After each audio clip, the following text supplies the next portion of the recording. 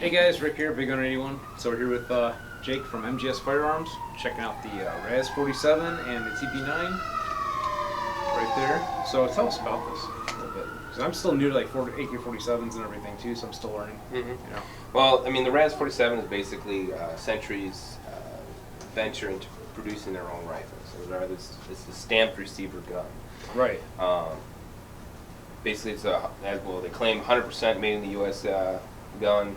Black nitride finish over the whole gun, Green Mountain barrel, wolf springs, new wood.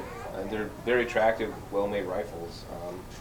Haven't yet shot it personally myself, but haven't heard anything but glowing recommendations from it. Now, does this particular model I have in my hand here have a threaded barrel? No, right? Yeah, it does. Oh yeah. So you can actually just remove your AK brake. Oh, cool. So basically, there's like a little detent. You can unscrew it. That is pretty neat. Good. Oh, I'm sorry.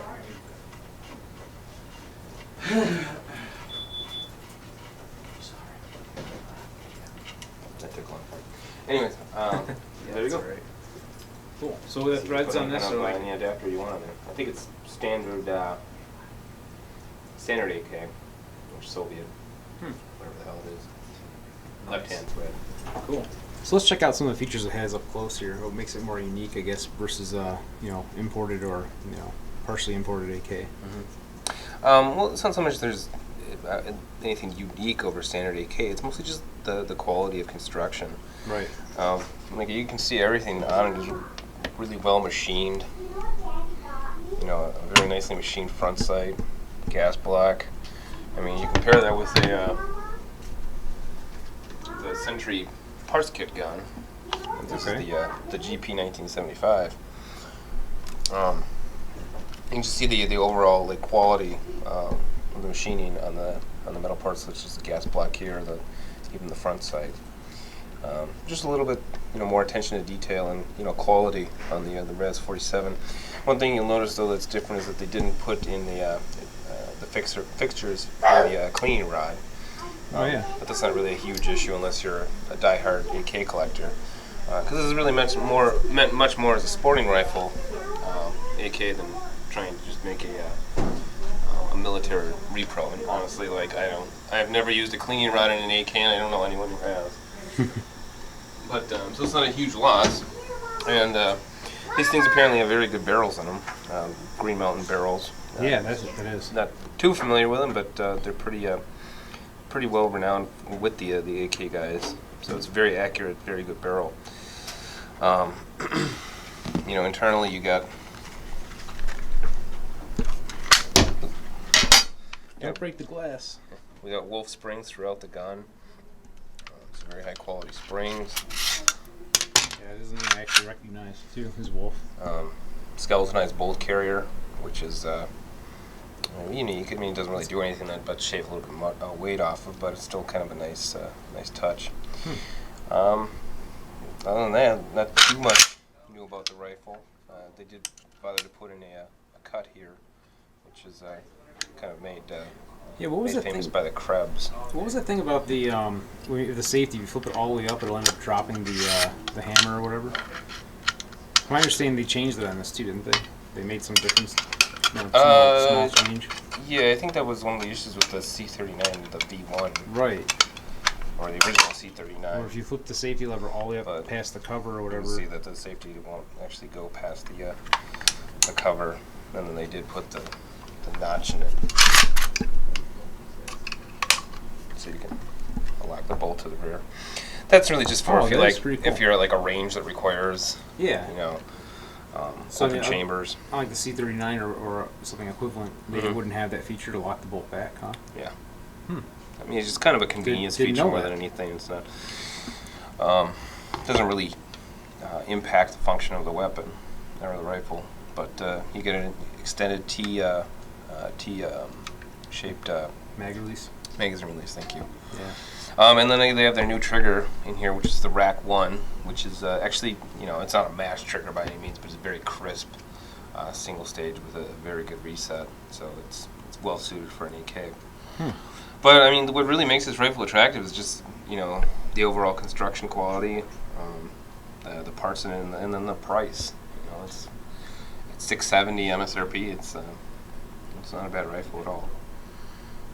Yeah, the wood looks pretty nice on it too. It's very attractive blonde. It's like brand new. You know, obviously most of the parts kits have like old wood. Cool. Well, let's check out that TP9. Sure. All right, so tell us about some of the features on the TP9. Well, the TP9, the SA variant, What is the difference too between what are their options as far as that single action and what was the other one I heard, like a double action? The original TP9. Now they actually have a TP9 V2, which was actually a double action striker fire handgun. So how does that work as far as a double action striker fire though? Because I'm not real familiar basically, with that. It had almost like a set trigger, the original TP9, where you could pull the trigger back to basically to almost where it breaks. So you'd have a very short trigger pull, or in the case of like a hard primer or something, you could just pull the double action trigger. Or this would be actually a decocker where you could just decock it fully forward, so you'd have a long, heavy double action trigger pull. Right, because isn't it right, like on a regular single action, if you pull the trigger and that round doesn't go off, then you'd have to rack the slide and reset it. So that would actually allow you to do a restrike on the primer if you wanted to. Yes. Okay, so that makes sense then. But this is the single action variant. So they do still have the decocker here, but since it's a striker fire gun, all it pretty much does is deactivate the trigger. Yeah. I mean, a single action striker fire. So it's got an indicator on the back there too. I don't know if you can turn it around, you can see it a little bit better. If I bring it a little closer. So you can see the indicator there. You might want to even come up a little closer to it. Yeah, there we go. But yeah, it's a slightly longer handgun than the original TP9. But once again, it's a very well built handgun. It is made by Canik in Turkey, and they're actually a subsidiary of a larger defense contractor in Turkey. So they're an ISO 9000 certified That's cool. company. And this pistol apparently has gone through several military trials in Europe. And it performed pretty well. So it really is it's a pistol that was made for for military use. It's a very well built firearm, but it was made in Turkey, so they get cheap labor. So. And what does it come with as far as accessories normally? I mean, and again, this is a very good value. It sounds like for what was the MSRP again? Around like $399 MSRP. I think, okay. So, you get so just under $400. So you get your Serpa style holster. That is cool. Loader. You get 2 18-round magazines. Back strap. So you can put a little bit more hump in your back. Yeah. If you want. Instruction manual. Which is and the cable lock. Gun lock. Almost no one ever uses. Yeah. Your limited lifetime warranty card. Get it safe, Here's some different panels as well for either your paddle holster or your belt. Oh, cool. For does it have just those are the only two options it comes with, right? Straps. Yeah, so this is everything it comes with. So and you also get a loader bucks. too, right? Yep. Yeah, speed loader in the front. So that's not bad. I mean, especially for a starter kit, like for someone looking to get a decent little handgun for around $400, you get all the accessories, like a couple, 2 mags with it, and you're set to go. Yeah, finally, it's okay to be a cheap fucker. You can still get a good gun. Exactly. Yeah, so that's two of the options from Century Firearms. We got here the TP9 and the Yannick TP9, I should say, or Canik, depending how you want to pronounce it. Everyone says it different ways. And then the RAS47, USA made or USA built AK-47. So appreciate it. Thanks for showing it to us today, Jake. And good Patrick, One Shot Kill It Media. Really checking out this Kriss Vector they got here too. Yeah. So tell us a little about the Kriss Vector, what you know. So I've never actually shot a Kriss Vector yet. I always thought the design was cool. Me too. That's what I thought. Really cool, futuristic, awesome gun. And I got to shoot the 45 carbine style. I was actually surprised that they actually had some recoil to it. Yeah, like more than you were expecting compared to like your AR. Yeah, it wasn't horrible, but it was like, okay, I would have thought that with a pistol round in it, that it would have a lot less recoil than what it did, surprisingly. Sure. But I just didn't like the ergonomics of it. Yeah. Ergonomics. Ergonomics? Yeah. Hooked and phonics. I guess just a couple things I really like about it is the fact that you can use the Glock magazines. Right. You have the extended mag right here. Other magazines do fit flush inside there. magazine release place on the Kriss is kind of different for, you know, some of you folks are used to AR. It's actually on the side here where you would use your weekend. So a little different. Kind of strange, yeah. I like the side charge here. That's one thing I did like too. Is the side charging was kind of nice because right there you can keep your hand on the grip and rack it, you know. Yep. But the safety selector was not the most ergonomic spot for me. Yeah, for me it's a little different. Yeah, but I guess I mean for your thumb you could reach up and go like that with it, but it's a little awkward. That could maybe be improved upon overall. The other thing to really keep in mind for everybody up here in the Northwoods. Sorry, Big Gunner, but you do have a threaded barrel on there that you can use the suppressor with, which is pretty sweet, especially using that 45 round. Yeah, definitely. I know this one's actually a pistol too. I mean, it's got the brace on the back. You know, might be thinking it's a stock, but no. Yep, this one is the pistol. So obviously we can't do one of these. Yeah, don't shoulder it. But yeah, either way though, I always thought the Kriss, you know, to be a pretty cool design. Right. I like it because it is different. Gun. Yeah. Yeah. You know, so that was kind of my draw to it.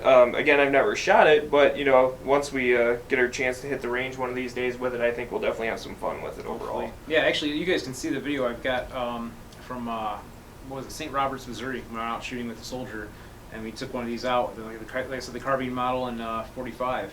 So you can kind of see that there to kind of get an idea of what it's like, but it was interesting. One thing I didn't like on that one was, and it's not really specific to the gun, was the sights they were using. I can't remember what they were using. They were not the Magpul sights. Magpul sights were nice. If they were, I would have loved them.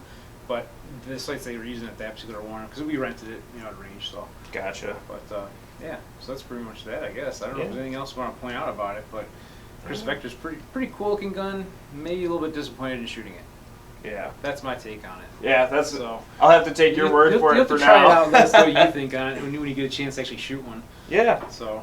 Perfect. Yeah. Well, yeah. Well, thanks for watching, everybody, and hopefully we'll get you some footage of this on the range someday soon. Yeah. All right, guys. So thanks for having me up here at MGS Firearms. Patrick from One Shot Kill It Media, and Jake from MGS Firearms. So thanks for coming. Yeah, thanks for making the trip, man. Yep. Appreciate thanks it. for the Spartan style spike tactical lower. Absolutely. So yeah, till next time, guys, go and have some fun shooting. If you guys want to say anything else, check out MGS Firearms if you're in the neighborhood, or look us up on Facebook. Yeah, MGS Firearms. Yeah, also our YouTube channel, MGS Firearms. Yeah, check out One Shot Kill It Media. I'm on Facebook, Instagram, Twitter, website too. So Smoke Signals. Yep, Smoke Signals, whatever it takes. Yeah, but check us out on YouTube, all of us, and thanks again for watching, everybody. Pew pew pew. Come on down to MGS Firearms where you can get your guns.